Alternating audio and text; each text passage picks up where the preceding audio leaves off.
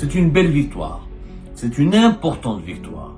C'est une victoire qui va peut-être rééquilibrer les rapports de force entre l'Algérie et le Maroc. La diplomate algérienne a été élue vice-présidente de la Commission de l'Union africaine après avoir gagné son duel face à une candidate marocaine. C'était extrêmement serré, c'était extrêmement difficile, c'était aussi et surtout extrêmement tendu. Même après la victoire algérienne, beaucoup de sources algériennes ont accusé le Maroc et les autorités marocaines d'avoir voulu comploter pour saboter la victoire de la diplomate algérienne. On ne connaît rien de la véracité de ces accusations. La compétition entre les représentants du Maroc et les représentants de l'Algérie a donné lieu à une véritable guerre de clans et les deux pays ont actionné tous les leviers, je dis bien, ils ont parlé avec des membres de l'Union africaine, ils ont essayé, ils ont fait du lobbying, ils ont fait un lobbying très intense, ils ont recouru à tous les moyens possibles et imaginables pour gagner des voix. C'est là l'Algérie, elle a intensifié son lobbying, elle a réussi à convaincre 5 des 6 voix qui ont voté pour l'Égypte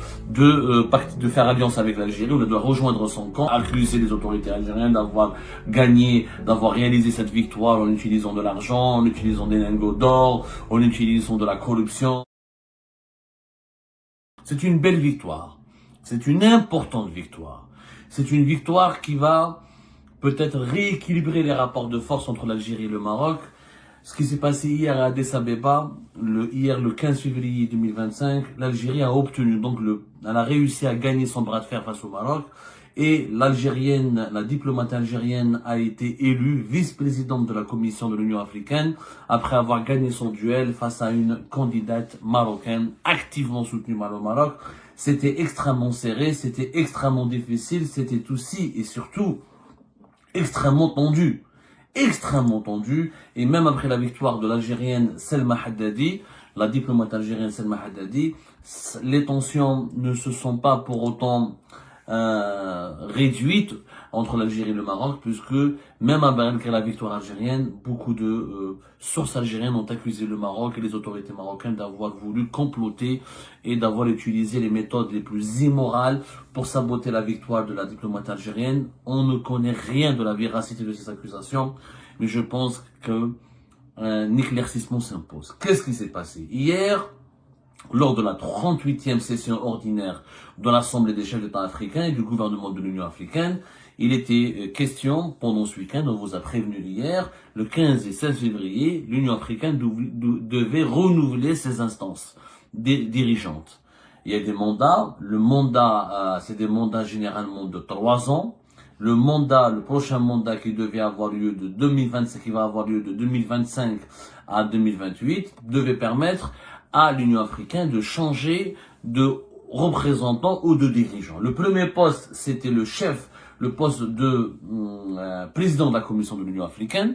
Le président de la Commission de l'Union africaine, c'était auparavant un Tchadien, Moussa Faki Mahamat. Ce poste a été finalement remporté par le chef de la diplomatie du Djibouti, Mahmoud Ali Youssef, qui a été élu hier samedi. Il a obtenu 33 voix sur 49 au 7e tour de vote. Il y a eu 7 tours de vote. Donc c'est lui, le diplomate djiboutien Mahmoud Ali Youssef, qui sera le président de la Commission de l'Union africaine et qui va remplacer le Tchadien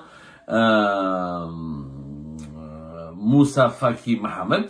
Face à lui, il y avait l'ancien premier ministre de Kenya, Raila Odinga, qui est aussi l'ex-ministre des Finances du Madagascar, Richard Randriamandratou. Ils ont perdu face au chef de la diplomatie de Djibouti. Le deuxième poste le plus important, c'était le poste de vice-président de la Commission de l'Union africaine, et pour lequel le Maroc et l'Algérie étaient en guerre. Et ce poste, il est très important. Il a été remporté par l'Algérienne Selma Malika Haddadi, qui a été élue. Donc, c'est elle qui sera vice-présidente de la Commission de l'Union africaine pour le mandat de 2025 jusqu'au 2028. Il faudra attendre février 2028 pour avoir de nouvelles élections. Ce poste, il est important puisqu'elle sera chargée essentiellement, comme on vous l'a expliqué hier, des affaires financières et du fonctionnement et des finances de l'Union africaine. Il faut savoir que la Commission de l'Union africaine, c'est le bras exécutif de l'Union africaine. C'est-à-dire, c'est elle qui est chargée, c'est l'instance qui est chargée de traduire en action les décisions des États membres de l'Union africaine et de coordonner les initiatives sur le continent. Son rôle il est vraiment crucial dans les affaires sécuritaires et économiques. Si vous voulez, la Commission de l'Union africaine, c'est comme si c'est le gouvernement de l'Union africaine. C'est comme la Commission de l'Union européenne. Les commissaires de l'Union européenne, ce sont quelque part les ministres ou les gouverneurs qui sont désignés pour gérer, qui ont des mandats exécutifs et qui sont appelés à gérer les affaires de l'Union européenne. C'est la même chose dans l'Union africaine. Les commissaires ou ceux qui sont élus au sein de et désignés comme responsables au sein de la Commission de l'Union africaine, ils jouent le rôle du gouvernement panafricain qui gérant les affaires de toute l'Union africaine. C'est un poste très stratégique. La victoire de l'Algérie a été applaudi, il y a eu des yo-yo, des grandes explosions de joie au sein de la délégation algérienne. Abdelmajid Tebboune s'était déplacé en personne pour soutenir la candidate algérienne. Ce soutien, visiblement, a porté ses fruits, puisque l'Algérienne a été élue vice-présidente, Madame Selma Haddadi, que nous saluons donc chaleureusement et que nous félicitons. Comment ça s'est passé? Alors, au premier tour, c'était très serré. Donc parce que les médias algériens malheureusement n'ont pas bien expliqué ce qui s'est passé. Maintenant on va essayer de mettre de l'apaisement. Il ne s'agit pas encore une fois, c'est malheureux. Une victoire de l'Algérie est devenue une humiliation du Maroc. La victoire du Maroc n'est pas censée être une humiliation pour l'Algérie. Mais comme les deux pays sont en guerre diplomatique et politique, ils sont devenus plus que des rivaux et des ennemis. La compétition entre les représentants du Maroc et les représentants de l'Algérie a donné lieu à une véritable guerre de clans, à une véritable guerre fratricide plutôt. Et les deux pays ont actionné tous les leviers, je dis bien, ils ont parlé avec des membres de l'Union africaine, ils ont essayé, ils ont fait du lobbying, ils ont fait un lobbying très intense, ils ont exercé des pressions, ils ont fait de l'endoctrinement, ils ont recouru à tous les moyens possibles et imaginables pour gagner des voix. Alors au premier tour, la représentante du Maroc a obtenu 21 voix, la représentante de l'Algérie 21 voix. L'Égypte, parce au départ, l'Égypte n'était pas candidate, mais elle a présenté une candidature, elle a obtenu 6 voix. Il y avait une abstention. L'Égypte se retire, comme le prévoit le règlement, elle a perdu, donc il restait en lice l'Algérie et le Maroc. Sur les 6 voix qui ont été obtenues par l'Égypte, c'est là la victoire de l'Algérie, elle s'est jouée à ce niveau-là. Sur les 6 voix que l'Égypte avait obtenues, 5 ont préféré adhérer à l'Algérie, 5 ont préféré rejoindre le camp de l'Algérie et voter pour la candidate algérienne, et uniquement une voix a décidé de rejoindre le camp du Maroc et de soutenir la candidature ou la candidate marocaine. Au final, il y a eu 26 voix pour l'Algérie, 22 voix pour le Maroc et une seule abstention. Comme il y a un règlement, le règlement intérieur de l'Union africaine, il explique qu'à la fin du dernier tour, il restera que l'Algérie candidate, et à la fin, l'Algérie a obtenu 33 voix, donc au dernier tour, puisque il y avait plus de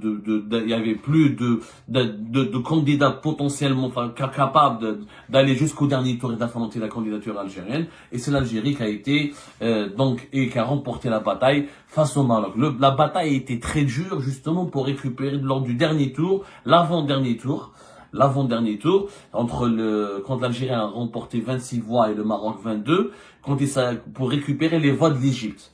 Le Maroc avait tout tenté pour récupérer les voix qui avaient voté pour l'Égypte au tour précédent. C'est là l'Algérie, elle a intensifié son lobbying, elle a réussi à convaincre 5 des 6 voix qui ont voté pour l'Égypte de faire alliance avec l'Algérie ou de rejoindre son camp au détriment du Maroc. Ça a été donc au final la victoire de l'Algérie. Alors bien sûr les médias algériens ont parlé d'une victoire écrasante, d'une humiliation infligée au Maroc, les mots qui ont été utilisés d'un camouflet pour le Maroc. Bien sûr, ils ont nargué le Maroc, ils ont nargué les autorités marocaines. Il y a eu des commentaires tout simplement très négatifs, très méprisants. C'est dommage, on pourrait encore une fois se féliciter de la victoire importante de l'Algérie. Pourquoi? Parce que, effectivement, avoir une vice-présidente de la Commission de l'Union africaine qui est algérienne, qui est une diplomate algérienne, je rappelle, qui connaît très bien l'Union africaine, puisque elle a été déjà représentante permanente de l'Algérie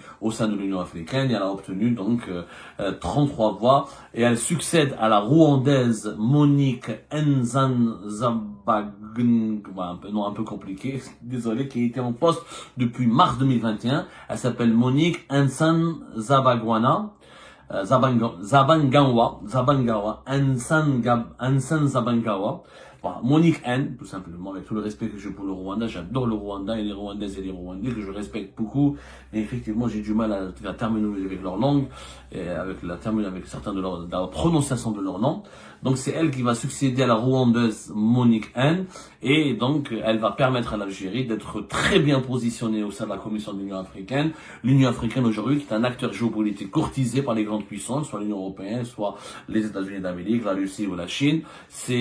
On parle même de négociations pour que l'Union africaine puisse avoir un siège permanent au sein du Conseil de sécurité de l'ONU, dans le cadre des réformes défendues par beaucoup de pays à travers le monde pour revoir le fonctionnement du Conseil de sécurité de l'Organisation des Nations Unies. L'Union africaine, c'est un continent, encore une fois, l'organisation politique et administrative d'un continent qui compte et qui est l'avenir. Donc, c'est une belle victoire pour la diplomatie algérienne, une importante victoire pour la diplomatie algérienne. Dommage qu'elle a donné lieu à des graves accusations, à des colibés, à des insultes, à des diffamations, à du mépris, à une guerre fratricide entre l'Algérie et le Maroc. On aurait aimé voir un Maghreb uni. Franchement, on aurait aimé voir un Maghreb beaucoup plus uni. On aurait aimé que le Maroc et l'Algérie fassent une alliance pour essayer de diriger ensemble l'Union africaine, mais c'est pas possible. C'est pas possible. Entre les deux candidates, Salma Haddadi l'Algérienne et la Marocaine Latifa Akherbesh, on n'a pas vu d'insultes d'attitudes immorales, etc. Mais entre la presse marocaine et la presse algérienne, il y a eu des graves accusations. La presse algérienne aujourd'hui, elle parle de corruption, elle parle que le Maroc aurait ramené des lingots d'or, aurait utilisé des enveloppes d'argent, aurait pris des engagements, aurait voulu corrompre les votants pour éliminer l'Algérien Salma Malika Haddadi. La presse marocaine fait de même, elle fait la même chose. Elle a accusé les autorités algériennes d'avoir réalisé cette victoire en utilisant de l'argent, en utilisant des lingots d'or, en utilisant de la corruption, en utilisant des moyens très immoraux. Tout ce que je sais, moi j'ai aucune preuve pour accabler ni la partie algérienne ni la partie marocaine. Moi je sais qu'il y a eu du lobbying, il y a eu beaucoup de lobbying, il y a eu beaucoup de discussions de coulisses, il y a eu un travail de coulisses important qui a été mené par l'Algérie, qui a mené vers la victoire de l'Algérie. Tant mieux, c'est de bonne guerre. Quand la rivalité, on aurait juste aimé que cette rivalité ne dépasse pas certaines lignes rouges. Malheureusement, la rivalité a dépassé les lignes rouges et le Maghreb, encore une fois, est devenu a confirmé auprès des partenaires africains sa situation catastrophique, à savoir une région totalement divisée et minée par le conflit fratricide algéro-marocain. Le Maghreb s'est présenté à l'Union africaine comme étant une région, encore une fois, affaiblie, divisée, malade de ce conflit, de cette guerre algéro-marocaine qui ne veut pas cesser. Cette victoire algérienne ne peut pas non plus nous faire oublier ce malheur et cette tristesse que nous procure la division du Maghreb. Mais bon, on va essayer de terminer sur une note positive. Bravo pour la diplomatie algérienne. Bravo pour la candidate algérienne Salma Malika Haddadi, à qui nous souhaitons beaucoup de courage et beaucoup de chance dans l'exercice de son mandat de vice-présidente de la Commission de l'Union africaine. Et j'espère qu'elle pourra faire briller notre pays et qu'elle permettra de bien défendre nos intérêts et les intérêts de l'Afrique, ce continent que nous aimons tant. L'avenir de l'Algérie s'inscrit effectivement dans le sillage d'une Afrique stable, sécurisée et en plein développement. J'espère qu'on profitera comme il se doit, parce que malheureusement c'est pas encore le cas, j'espère qu'on profitera comme il se doit de cette dynamique de développement qui est en Afrique, qui est réelle et qui est concrète. En attendant, bon courage Salma Malika Haddadi, c'est une belle victoire pour l'Algérie. Dommage pour la partie marocaine, on leur souhaite une bonne continuation, bonne chance pour les autres élections. Je vous remercie toutes et tous sans exception comme d'habitude pour avoir suivi la vidéo jusqu'à la fin et toutes nos vidéos. Je vous remercie pour vos commentaires et pour vos réactions. N'oubliez pas de nous laisser des commentaires sur le sujet de cette vidéo et aussi de vous abonner à la chaîne si vous n'êtes pas encore abonné. Donc voilà, je vous remercie encore pour votre soutien à la chaîne, pour vos abonnements et pour toutes vos réactions et pour vos commentaires très diversifiés. Donc voilà, merci encore une fois et à la prochaine dans une nouvelle vidéo. Au revoir.